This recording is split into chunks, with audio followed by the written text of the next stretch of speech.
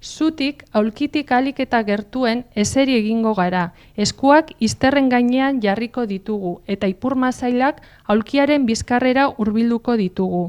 Bizkarrak aulkiaren bizkarraren kontra geratu behar du erabat.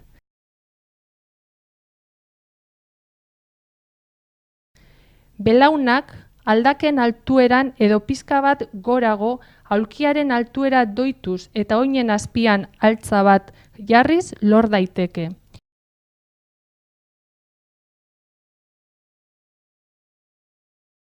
Zutitzeko, enborra aurrerantz makurtuko dugu eta eskuak izterren gainean jarriko ditugu. Aulkiak beso euskarriak baditu, eskuak aulkiaren euskarriaren gainean jarriko ditugu. Ez da komeni jarrera berean 40 minutu baino gehiago egotea.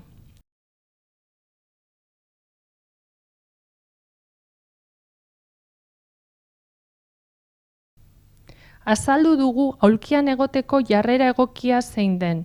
Pantailak begien altueran egon behar du, edo pizka bat beherago. Ukondoak 90 edo 100 gradura tolestuta, eta besoak mahai gainean jarrita.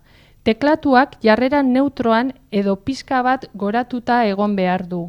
Gomendagarriak dira karpoak gainean jartzeko kuxinak.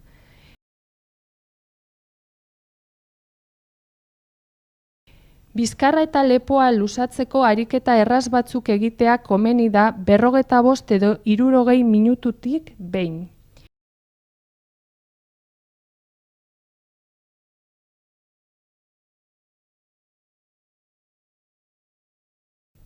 Lepoa eta bizkarra zuzen, sorbaldak jarrera neutralean eta oinak bereizita 20-30 zentimetroko tartea dutela beren artean.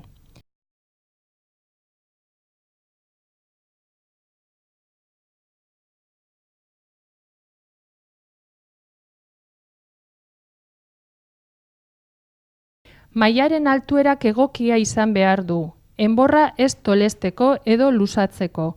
Oinek 20-30 zentimetroko tartea dutela bereizita egon behar dute, eta txandaka oinak 10 edo 20 zentimetroko goragune baten gainean jarri behar ditugu. Mahai gainean erabiliko ditugun objektuek abdomenetik ahalik eta hurbilen egon behar dute, bizkarra ez makurtzeko.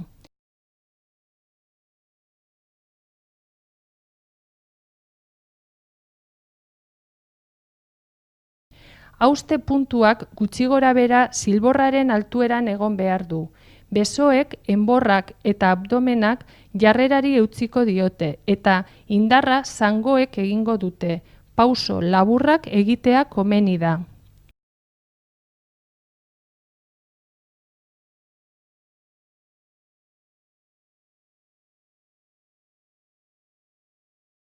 Zutik gaudela, bereizi oinak bata bestetik 30 zentimetro, eta bota atzera zango bat 20 zentimetro. Bizkarra zuzen dugula, belaunak tolestuko ditugu, eta objektua hartuko dugu. Zutik jarriko gara, eta objektua enborrera hurbilduko dugu.